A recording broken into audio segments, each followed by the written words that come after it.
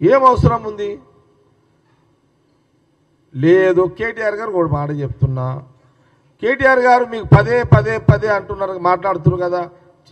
అయినా రేవంత్ రెడ్డి గారు ఏమంటున్నారు, కాంగ్రెస్ పార్టీ ఏమంటున్నది, అసెంబ్లీ పెడదాం రండయ్యా అని ఈయన అడుగుతుంటే, కంట్రీ క్లబ్కు రా, లేకపోతే అదేంది ప్రెస్ క్లబ్కు రా, బోర్డ్స్ క్లబ్కు రా. అరే అసెంబ్లీ ఎందుకు ఉన్నది మరి? ఇవన్నీ తీసేసి మరి ఆడే కూర్చోండి రోజు. కళ్ళు దుకాణానికి ఒకటి రా అని చెప్పలేడు ఆయన. ఇక అది ఒక్కటి మిగిలింది కేటీఆర్కి. ఇక కళ్ళు దుకాణం ఒకటి అంటలేడు ఎట్లా ఉంది. ఇక అసెంబ్లీ ఎందుకు మరి? ఇక ఈ బిల్లు, ఈ అసెంబ్లీ, ఈ చట్టం ఎందుకు, అసెంబ్లీ ఎందుకు, ఇవన్నీ ఎందుకు?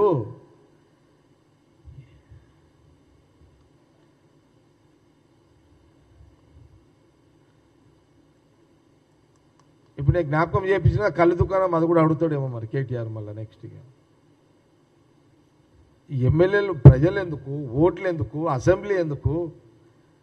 అదే ఇంత సిన్సియర్గా సీఎం రేవంత్ రెడ్డి గారు రానాయన బొట్టి పెట్టి కేసీఆర్కి చెప్తుంటే, అడుగుతుంటే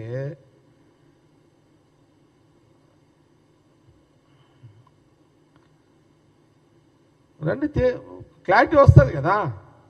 ముఖ్యమంత్రిగా రేవంత్ రెడ్డి గారు ఏం మాట్లాడతారు, ఏం వివరణ ఇస్తారు, ఏం చెప్తారు, ఇరిగేషన్ మినిస్టర్ ఉత్తమ్ కుమార్ రెడ్డి గారు ఏం మాట్లాడతారు, కేసీఆర్ గారు నువ్వేం అడదలుచుకున్నావు అడుగు. ఇవన్నీ వదిలే కేటీఆర్ గారు. ఇక ఈ కళ్ళు బొల్లి మాటలు మాట్లాడక ఇవన్నీ అయిపోయినాయి. ఇవన్నీగా ఇప్పుడు ఏంది, అసలు నీళ్ళ కోసమే తెలంగాణ, ఆంధ్రలో తిట్టింది నువ్వే, ఆంధ్ర నాయకులను తిట్టింది నువ్వే, ఆంధ్రలో నిలగొడదామన్నది నువ్వే. రాష్ట్రం వచ్చి నువ్వు ముఖ్యమంత్రి అయితే ఆంధ్రలకు కాలికి ముళ్ళిరిగితే నోటి పన్నుతో తీస్తానన్నది నువ్వే, పొడుస్తాన్నది నువ్వే, నోటి పన్నుతో తీస్తాన్నది నువ్వే.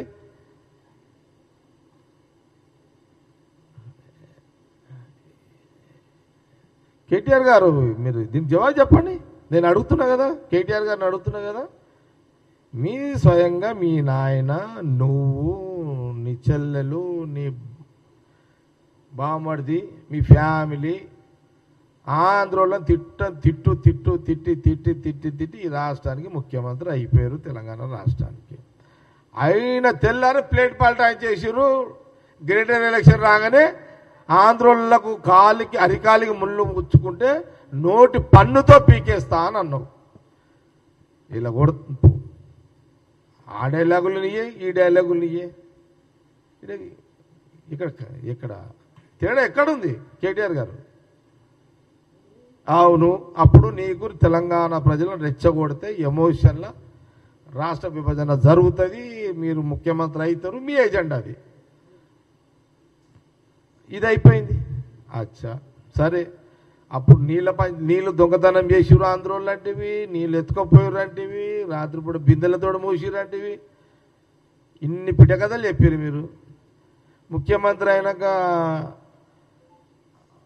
రేవంత్ మన జగన్ ముఖ్యమంత్రిగా ఎన్నిసార్లు మరి మీ నాయనింటికి బంగ్లాకు వచ్చిండు? ఎవరు? జగన్ ముఖ్యమంత్రి. అక్కడ ఆయన ఆంధ్రప్రదేశ్ ముఖ్యమంత్రి, నువ్వేమో తెలంగాణ ముఖ్యమంత్రి. మరి నీళ్లు ఎత్తుకపోయిన దొంగలని నువ్వెందుకు మీ ఇంటికి పిలిచి భోజనం పెట్టినావు? నువ్వే కదా దొంగలు అన్నావు. వాళ్ళందరూ దొంగలని నువ్వే అన్నావు, మేమనలే, కాంగ్రెస్ అనలే. ఎక్కడ నువ్వే అన్నావు, దొంగలు లంగలు లఫంగల నువ్వే అంటివి వాళ్ళని, ఆంధ్రోళ్ళని. మేమన్నా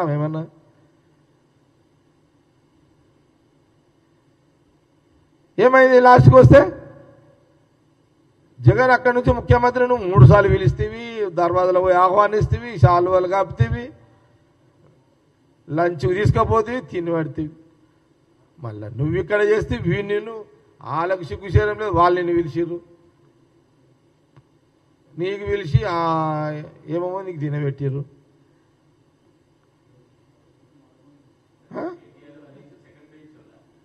సెకండ్ బెంచే కదా సీఎం. నేనండి క్లారిటీ ఇస్తా. సీఎం ఒక జాతీయ పార్టీ నాయకుడు ఒక మొన్నటిదాకా ఉన్న పిసిసి రేవంత్ రెడ్డి గారు తర్వాత ముఖ్యమంత్రి అయ్యాడు. ఇది నేను కేసీఆర్ గారిని అంటలేదు. కేసీఆర్ గారు నంబర్ వన్ ఇద్దరు నంబర్ వన్ బెంచ్లే, అందులో ఏం తేడా లేదు. నేను కేసీఆర్ పర్సనాలిటీ నేనేం తక్కువ చేయను, చాలా బిగ్ పర్సనాలిటీ. మాకు ఆ జ్ఞానం ఉన్నది కాంగ్రెస్ వాళ్ళకు, మీకు లేకపోవచ్చు పిల్లలకు జ్ఞానము, మాకు ఆ జ్ఞానం ఉన్నది. మేము ఎప్పుడు కూడా కేసీఆర్ని తక్కువ చేసి మాట్లాడతలేడు ఇక్కడ జగ్గారెడ్డి. కేసీఆర్ గారు very big personality, no doubt. కానీ మా ముఖ్యమంత్రి మాజీ పిసిసి రేవంత్ రెడ్డి గారు కూడా ఒక జాతీయ కాంగ్రెస్ పార్టీ. మాదేమో ఢిల్లీ పార్టీ, ఇదేమో గల్లీ పార్టీ.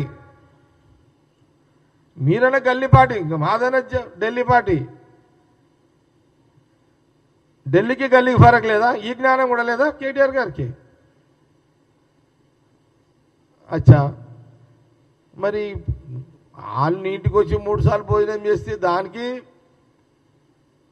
లెక్క చెప్పు. మరి మీరు పోయి మీ నాయన పోయి ఆడ తిన్నాడు, రాయలసీమలో పోయో ఆంధ్ర దిక్కు ఎక్కడ పోయి తిన్నాడు.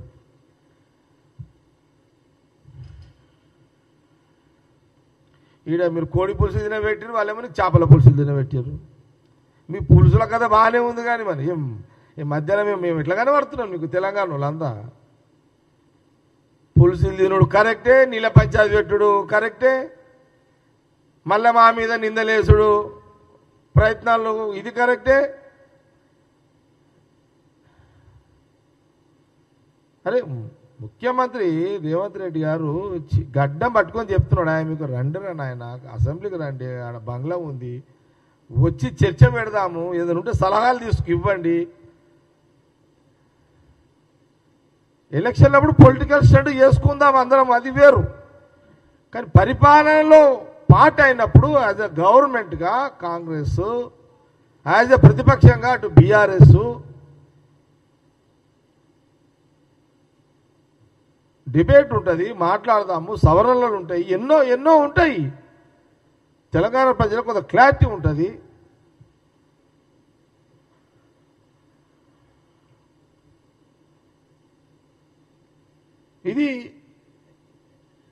ఇది అసలు విషయం. ఇది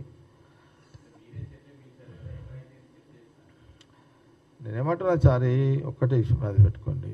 అసెంబ్లీ లేదు, అసెంబ్లీ అనేది ఇప్పుడు ఎమ్మెల్యేలం కదా, ఎమ్మెల్యేలు అసెంబ్లీలో కూర్చుంటారా లేకపోతే ఆడ కళ్ళ దుకాణంలో కూర్చుంటారా? కేటీఆర్ కంటే పాపం వదిలేసేయి, ఆయనకు ఇంకా మెచ్యూరిటీ అయితే లేనట్టుండు. ఏదైనా ఊరికి పోదాంపా, ఎమ్మెల్యేలు అందరు ఏడ కూర్చుంటారా, ఏడ కూర్చోవాలని అడిగితే ఓ రైతుని అడుగుదాంపా, ఏం చెప్తాడు అంటే ఒక మారుమూల ఒక రైతుని అడిగితే ఆ ఎమ్మెల్యేలు ఏడ కూర్చుంటారంటే అసెంబ్లీలో కూర్చొని మాట్లాడతారు అనే ఒక జ్ఞానము ఒక మారుమూల గ్రామ రైతుకో, ఒక మామూలు సాధారణ కూలి చేసి ఒక రైతుకో ఉన్న ఆలోచన కేటీఆర్ గారికి ఇతను లేకపోవడం ఏంటి? అసెంబ్లీలో కూర్చుంటే అందరు వింటారు కదా.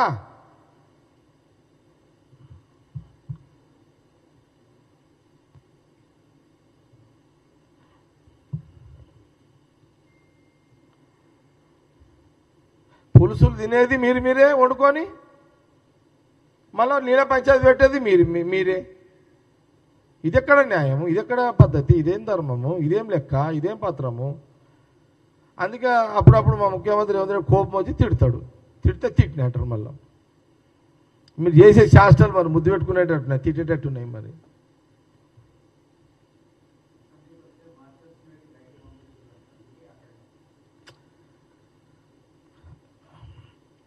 ఇప్పుడు మేము కమ్సే కమ్ అసెంబ్లీలో చర్చకు పిలుస్తున్నాము. బీఆర్ఎస్ గవర్నమెంట్ ఉన్నప్పుడు కాంగ్రెస్ ఎమ్మెల్యేలు బెంచ్ మీద ఆయన సీటు మీద కూర్చొని ఒక అడుగు ముందుకేస్తే సస్పెండ్ చేసిర్రు. కోమటిరెడ్డి వెంకటరెడ్డిని చేయలేదా? సంపత్ను చేయలేదా? ఎందుకు చేసిర్రు? జవాబు చెప్పగలుగుతారా?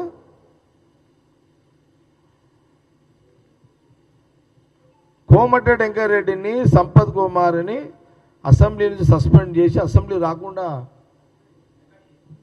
మొత్తం ఎంత ఎన్ని 1 year 2 years టైం రద్దు చేసి పడేసారు. 3-4 ఏళ్ళు అసెంబ్లీకి రావద్దు అనే రద్దు చేసి పడేసారు. అంటే మీరు ఇంత దుర్మార్గమైన పరిపాలన అందించారు. మీరు మీదొక పాలన, మీరేమో పాలకులా?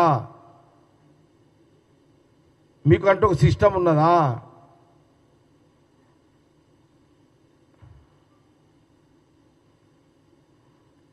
నువ్వు అంటే పోలీసు వాళ్ళని అడ్డం పెట్టుకున్నాడు.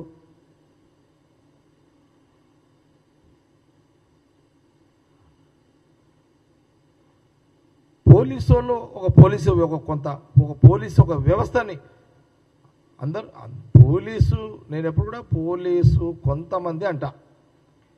కొంతమంది అధికారులు